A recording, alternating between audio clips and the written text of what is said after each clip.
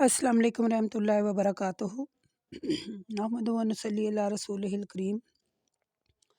अम्मा बाद फ़अऊज़ु बिल्लाहि स्समीइल अलीम मिनश शैतानिर रजीम मिन हमज़िही व नफ़्ख़िही व नफ़्सिही। अल्लाहुम्मा सल्लि अला मुहम्मद व अला आलि मुहम्मद कमा सल्लैता अला इब्राहीम व अला आलि इब्राहीम इन्नका हमीदुम मजीद। अल्लाहुम्मा बारिक अला मुहम्मद व अला आलि मुहम्मद कमा बारकता अला इब्राहीम व अला आलि इब्राहीम इन्नका हमीदुम मजीद। रब्बि इश्रह ली सदरी व यस्सिर ली अमरी वहलुल उक़दतम मिन लिसानी यफ़क़हू क़ौली। आज हमारा सबक सूरत हज हम पढ़ रहे हैं और आयत नंबर 42 से आज हमारा सबक है। पीछे हमने हज के बारे में पढ़ा, हज के अहकामात के बारे में। तो आगे देखते हैं अल्लाह तबारक व तआला ने आगे हमें क्या हुक्म दिया है। आयत नंबर 42 से हमारा सबक है, सूरत हज है। बिस्मिल्लाहिर्रहमानिर्रहीम। व इन युकज़्ज़िबूका फ़क़द कज़्ज़बत क़ब्लहुम क़ौम नूह व आद व समूद व क़ौम इब्राहीम व क़ौम लूत व अस्हाबुल मदयन व कुज़्ज़िबत मूसा फ़अमलैतु लिलकाफ़िरीन सुम्मा अख़ज़्तुहुम कैफ़ कान नकीरा। यानी फिर इन वाक़यात में इन आयत में अल्लाह ताला ने कौम आद, कौम नूह, कौम आद और कौम समूद और कौम इब्राहीम और कौम लूत और अस्हाब मदयन जो थे उनका ज़िक्र। अल्लाह कहते हैं, ए रसूल, अगर ये आपको जुठलाते हैं तो ये कोई नई बात नहीं है। माज़रत चाहती हूँ। आयत नंबर 43 में अल्लाह कहते हैं कि ए रसूल, अगर ये लोग आपको जुठलाते हैं तो कि ये कोई नई बात नहीं है। इनसे पहले कौम नूह, कौम आद और कौम समूद अपने अपने रसूलों को जुठला चुके हैं और कौम इब्राहीम और कौम लूत ने भी तो जुठलाया था और अहले मदयन वाले जो थे वो भी जुठला चुके थे, मूसा को भी जुठलाया गया था। तो फिर अल्लाह कहते हैं, तो फिर मैंने काफिरों को कुछ अरसे तक मोहलत दी, फिर इन्हें पकड़ लिया, तो देख लो मेरा अज़ाब कितना सख्त है।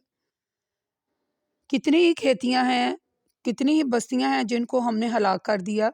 वो जालम थी, वो अपनी छतों पर गिरी पड़ी थी, कुएं बेकार पड़ गए थे और बहुत से जो आलीशान महल वीरान पड़े हैं। तो ए रसूल सल्लल्लाहु अलैहि वसल्लम, क्या इन लोगों ने ज़मीन में सैर व सियाहत नहीं की ताकि वो ये जो इबरतनाक बस्तियां जो हैं, इनका इबरतनाक जो अंजाम हुआ है उसे देख लें। इनके दिल ऐसे हो जाते हैं जैसे यानी वो समझते हैं, उनके कान ऐसे हैं जिन्होंने नसीहत की बात कभी सुनी नहीं।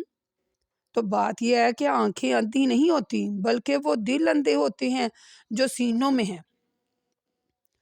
और ए रसूल सल्लल्लाहु अलैहि वसल्लम, ये लोग आपसे अजाब के लिए जल्दी कर रहे हैं। अजाब यकीनन वादे के मुताबिक आएगा और बेशक अल्लाह हरगिज़ अपने वादे के ख़िलाफ़ नहीं करेगा, लेकिन हर काम का एक वक़्त मुकर्रर है, लिहाजा अजाब भी वक्त मुकर्रर पर ही आएगा।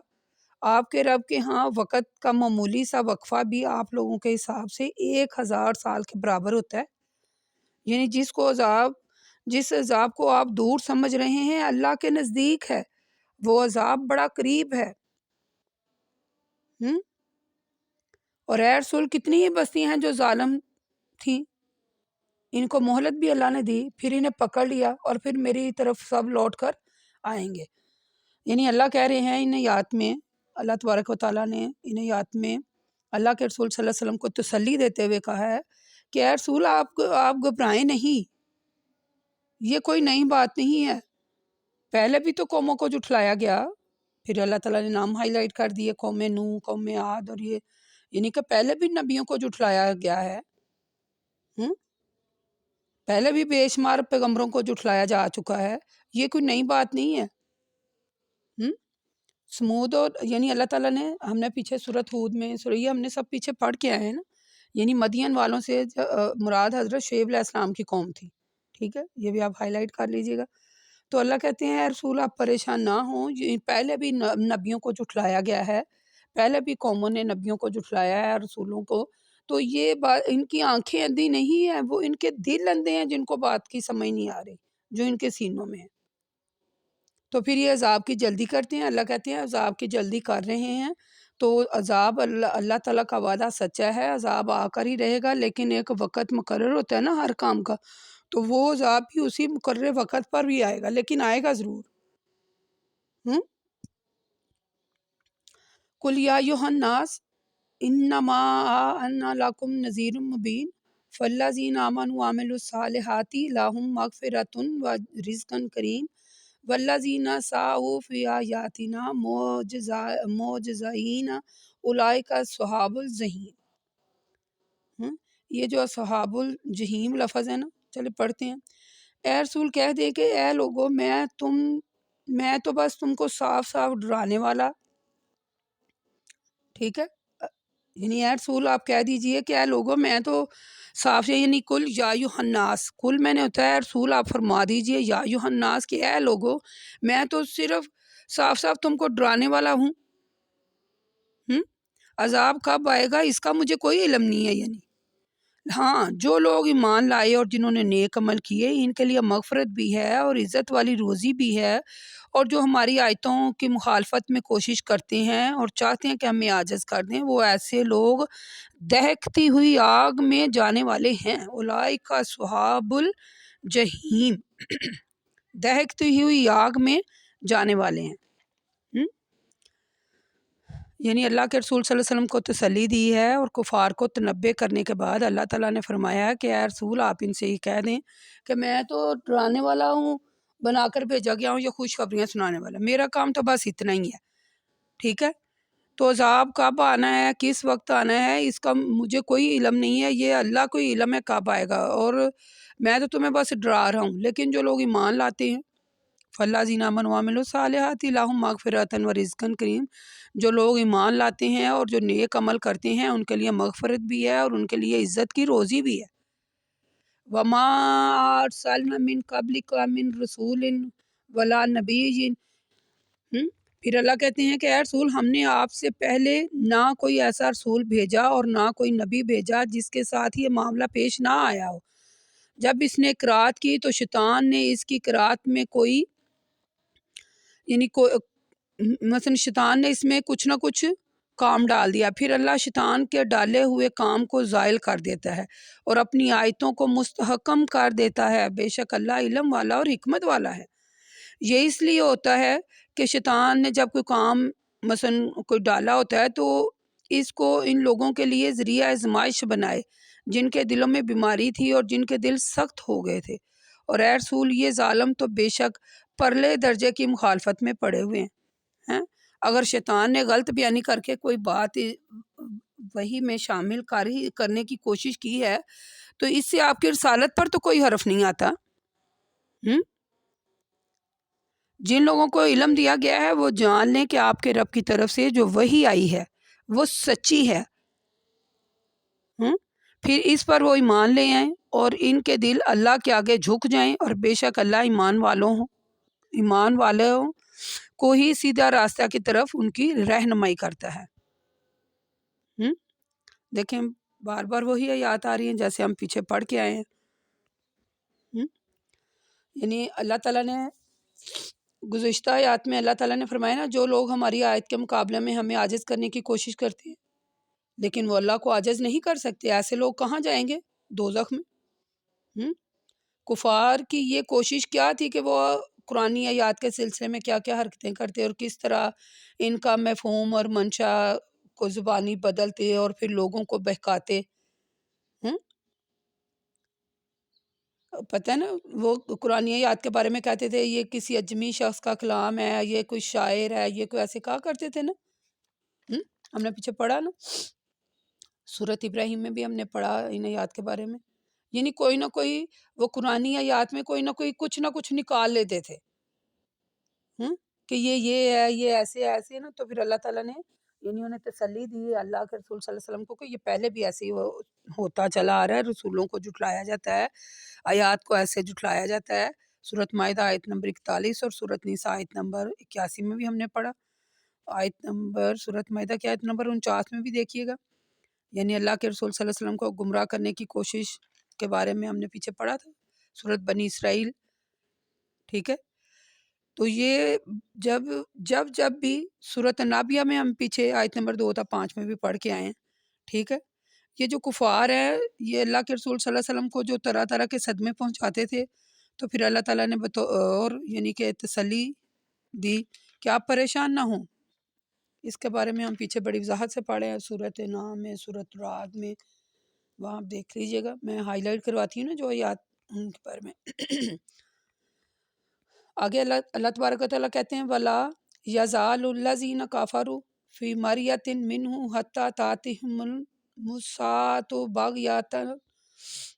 بَغْتَةً أَوْ يَأْتِيَهُمْ عَذَابٌ يَوْمٍ أَقِيمٍ الْمَالِكُ يَوْمَئِذٍ لِلَّهِ يَحْكُمُ بَيْنَهُمْ فَالَّذِينَ آمَنُوا وَعَمِلُوا الصَّالِحَاتِ فِي جَنَّاتِ النَّعِيمِ وَالَّذِينَ كَفَرُوا وَكَذَّبُوا بِآيَاتِنَا فَأُولَٰئِكَ لَهُمْ عَذَابٌ مُّهِینٌ۔ پھر اللہ تبارک و تعالیٰ نے انہی آیات میں اللہ کہتے ہیں اے رسول، کافر تو ہمیشہ اس قرآن کے معاملے میں شک ہی کرتے ہیں یہاں تک کہ قیامت یعنی ان پر واقع ہو جائے گی یا کسی سخت دن کا عذاب ان پر نازل ہو جائے گا، اس دن تو بس اللہ کی بادشاہت ہوگی، وہی لوگ وہ ان لوگوں کے درمیان فیصلہ کرے گا جو ایمان لائے اور جنہوں نے نیک عمل کی ہے، وہ تو نعمتوں کے باغات میں ہوں گے، یعنی جو لوگ ایمان لاتے ہیں دنیا میں اور جو نیک عمل کرتے ہیں وہ تو نعمتوں کے باغات میں ہوں گے، اور جن لوگوں نے کفر کیا ہے، ہماری آیتوں کو جھٹلایا، اور ان کے لیے ذلت امیز عذاب ہے۔ یعنی اوپر جیسے گزر چکا ہے نا، شیطان صفت انسان جو ہے قرآن پاک میں طرح طرح کے اعتراض نکالتے ہیں، اس میں ملاوٹ کرنے کی کوشش کرتے ہیں، جیسے کہ پہلی کتابوں میں بھی ایسے ہی ہوتا تھا، اپنی مرضی کے فیصلے گھاڑ لیتے تھے۔ تو یہ قرآن پاک اللہ کی طرف سے نازل ہوا ہے اور اس کی حفاظت کا ذمہ بھی اللہ کے ذمہ ہے، ٹھیک ہے۔ تو حق کا انکار نہیں کرنا چاہیے، حق کو تسلیم کرنا چاہیے اور ایمان لانا چاہیے اور نیک عمل کرنے چاہیے۔ والذین ہاجرون فی سبیل اللہ ثم قتلوا او ما، یعنی اللہ کہتے ہیں اے رسول، جن لوگوں نے اللہ کے راستے میں ہجرت کی پھر شہید کر دیے گئے یا مر گئے، تو اللہ ان کو بہت عمدہ رزق عطا فرمائے گا، بے شک اللہ سب سے بہتر رزق دینے والا ہے۔ اللہ انہیں ایسی جگہ داخل کرے گا جسے وہ پسند کریں گے، بلا شبہ اللہ جاننے والا ہے اور علم والا ہے، ٹھیک ہے۔ جو شخص کسی کو اتنی ہی تکلیف دے جتنی تکلیف اسے پہنچائی گئی تھی، پھر اس پر زیادتی کی جائے تو اللہ ضرور اس کی مدد کرے گا، بے شک اللہ معاف کرنے والا ہے اور بخشنے والا ہے۔ یعنی اللہ کہتے ہیں آیت نمبر 60 میں، دوبارہ میں آپ کو ترجمہ سناتی ہوں، یہ ذرا ترجمہ غور سے سنیے گا اور اپنا جو ہے ہمیں وہ محاسبہ کرنا چاہیے کہ ہم لوگ کیا کر رہے ہیں۔ غور سے سنیے گا، یہ آیتیں عام لوگوں کے لیے بھی ہیں، سنیے ذرا۔ آیت نمبر 60 میں اللہ تبارک و تعالیٰ فرماتے ہیں یہ سن چکے ہیں تو اب مزید بات یہ بھی سنیں، جو شخص کسی کو اتنی ہی تکلیف دے جتنی تکلیف اسے پہنچائی گئی تھی، پھر اس پر زیادتی کی جائے تو اللہ ضرور اس کی مدد کرے گا۔ ہم لوگ کیا کرتے ہیں اس آیت کا، یعنی آپ کیا مفہوم جو ہے وہ استعمال کرتے ہیں، کیا ہے اس کا مفہوم؟ یہ آپ نے مجھے کمنٹ میں ضرور بتانا ہے، میں نے اس کے بارے میں پیچھے بھی آپ اس پر بات کی تھی۔ خدا را کسی کو ذرا بر بھی تکلیف نہ پہنچائیں۔ اگر آپ کسی کو تکلیف پہنچاتے ہیں، اگر آپ کسی کو دھوکہ دیتے ہیں، کسی کے ساتھ جھوٹ بولتے ہیں، کسی کے ساتھ ناحق زیادتی کرتے ہیں، کسی کا مال ہڑپ کر جاتے ہیں، کمی پیشی کرتے ہیں، تو آپ پھر اپنی باری کا بھی انتظار کیجئے، آپ کے ساتھ بھی ایسا ہی ہوگا۔ آپ اگر کسی کو ذرا سی بھی تکلیف دیتے ہیں تو آپ ناجائز زیادتی کرتے ہیں کسی کے ساتھ، تو آپ بھی اپنی باری کا انتظار کر کے رکھیے گا۔ تو پھر اللہ تبارک و تعالیٰ جو مظلوم ہے اللہ اس کے ساتھ ہے۔ تو پھر اللہ کے کہتے ہیں بے شک اللہ معاف بھی کرنے والا ہے اور بخشنے والا بھی ہے۔